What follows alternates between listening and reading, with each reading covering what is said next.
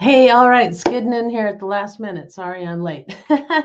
I I was just I no big deal.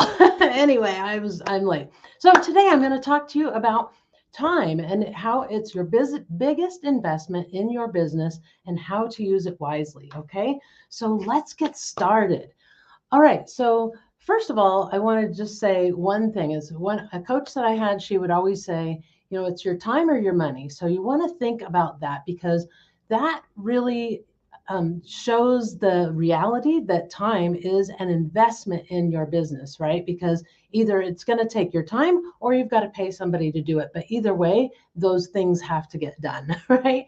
And so I wanted to talk to you guys, especially if you are a solopreneur, on how you can start to put things in perspective on what you need to do because right now I'm offering an exclusive guide in the Coach and Profit giveaway called the Alter Egos of the Solopreneur. And it's about all the different hats you wear, right? And it's just kind of fun. It's intended to be fun, but it's also intended to be really informative for you in terms of like all the different roles you're playing because you really are playing a lot of roles.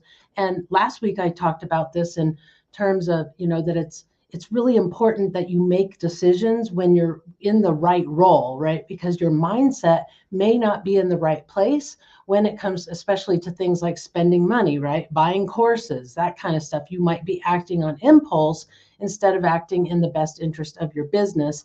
And so you want to make sure you're wearing the right hat when you make those kinds of decisions, right? And and so I wanted to talk to you a little bit now about like, okay, so if you decide not to hire, what can you do in terms of preparing yourself to hire, number one, and also understanding the value of your time and where you should and shouldn't be putting your time. Okay. All right. So let's get started. So even if you're watching this live, please put a comment in there, hashtag live. And if you are watching the replay, do a hashtag replay for me, please, so I can see where you're at. But I wanted to mention too that you can get the um,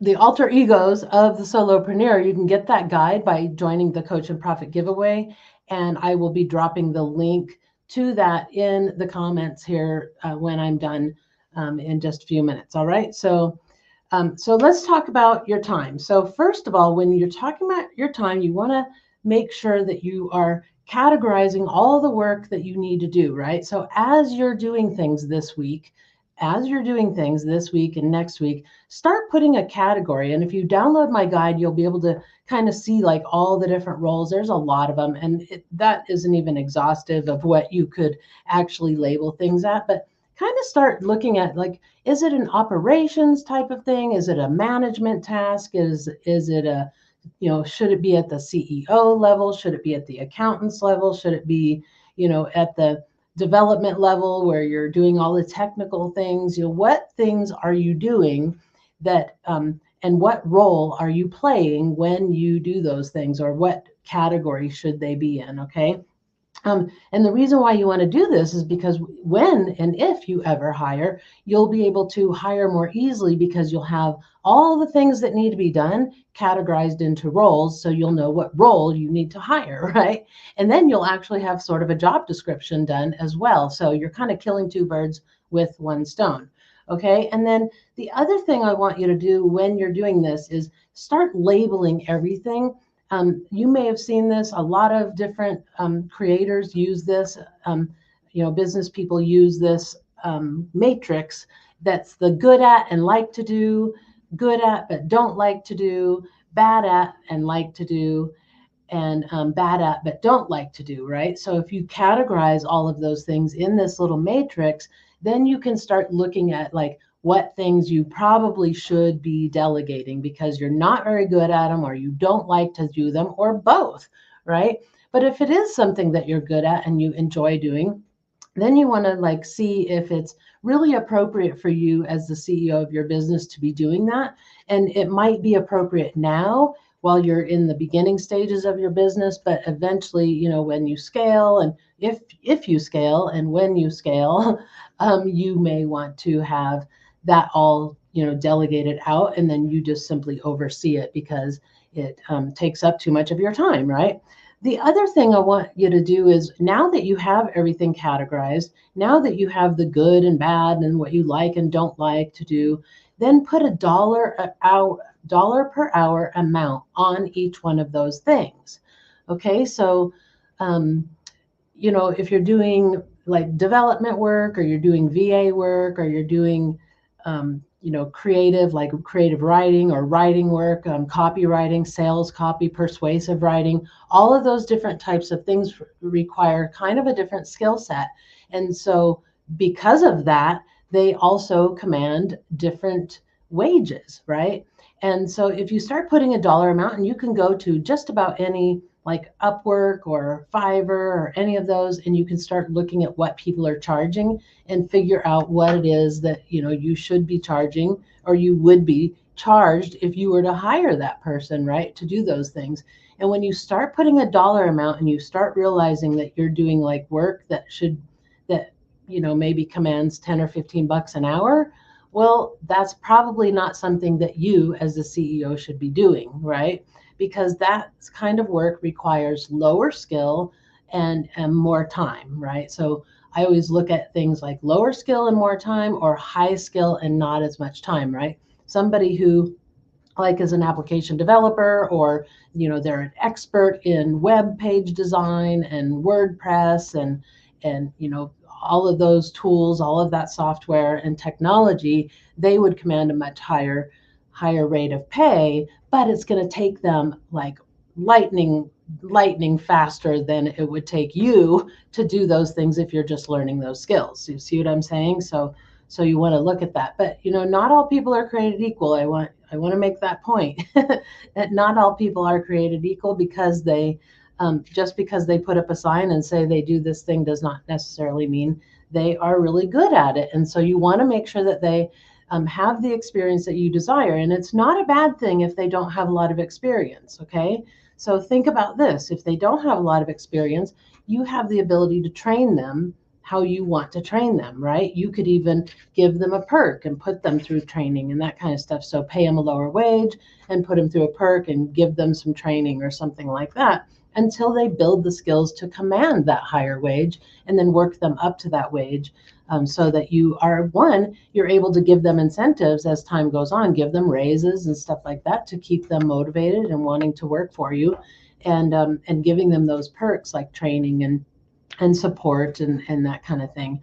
And so you don't have to hire the most skilled person, but you want to make sure that whether or not you're going to have to train them or not, right? Because you don't want them charging you top dollar when they're training and they're trying to train themselves, and you have no idea how good they are at training themselves, right? Because that's not always an easy thing. Like, some people can read a book and or follow instructions and do it, and they're fine, and other people need to be shown how to do things in order to really understand it, because they have a hard time reading through a document or going through step by step of some sort of thing, or they run into problems or whatever. And if they just have somebody to show it to them, then they might perform better. So when you put that dollar amount on there, you can start to look at all the things that you do in the categories and start putting a dollar amount of what you need. And then you can start tracking the number of hours that it takes for you to do those things, right? So if you track those hours, now you kind of have an idea of like, okay, how much would I be paying somebody else if they were doing this for me? And could they do it faster than me or slower than me? And if so, then how much would it cost me to hire a person like that?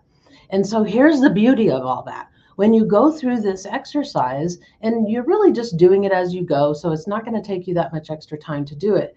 But when you do that, then you have this dollar amount of like, okay, if I want to hire this out, I need to budget this much money for them. And if you're not making that kind of revenue, then that's a revenue goal you want to set, right? Like, and that would be your reward, is that you would get to offload this thing, right? This one role you'd be able to offload to somebody else. And that would be a great reward for you for earning that extra revenue.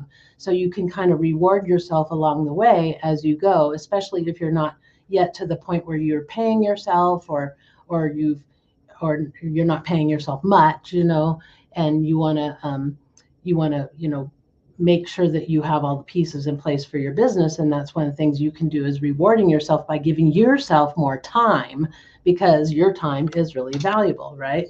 So that is kind of the idea, right? So you're going to categorize things, you're going to label everything by, whether you like doing it or not. You're going to categorize things by roles, excuse me. You're going to put $1 an hour, and then you're going to estimate how long things take, or track how long things take to do in those particular roles. And then you have this budget that you can create, that you need in order to outsource all the things that you do, so that you don't have to do those things, and you can stick to the things like plotting and scheming and planning and strategizing, and coming up with your ideas, and doing the good work that you need to do in order to provide the best service to your clients. Okay. All right. So that's kind of the idea. So categorize, label, put a dollar amount, estimate how long, and then set a budget for those roles. And then you'll have an idea about how much time you're investing, and the value of that time, and whether or not it's something you should be doing with your business. All right. I hope that helps. So just, try that this week and see if that makes a difference in how you think about the work that you're doing, and how you approach your work, and how you look at the future of your business as it comes to, creating a team and stuff like that. All right. All right, guys, I'll see you in the comments. I'm going to drop that link in the comments for you to join the Coach and Profit giveaway and get my new guide called The Alter Egos of the Solopreneur, where you get to see all the different hats that you might be wearing and why. And then hopefully that'll help you kind of see things more clearly when it comes to your business, and kind of explain why you might be feeling overwhelmed, right? And feeling chaotic and out of control sometimes. All right. Okay, we'll see you there.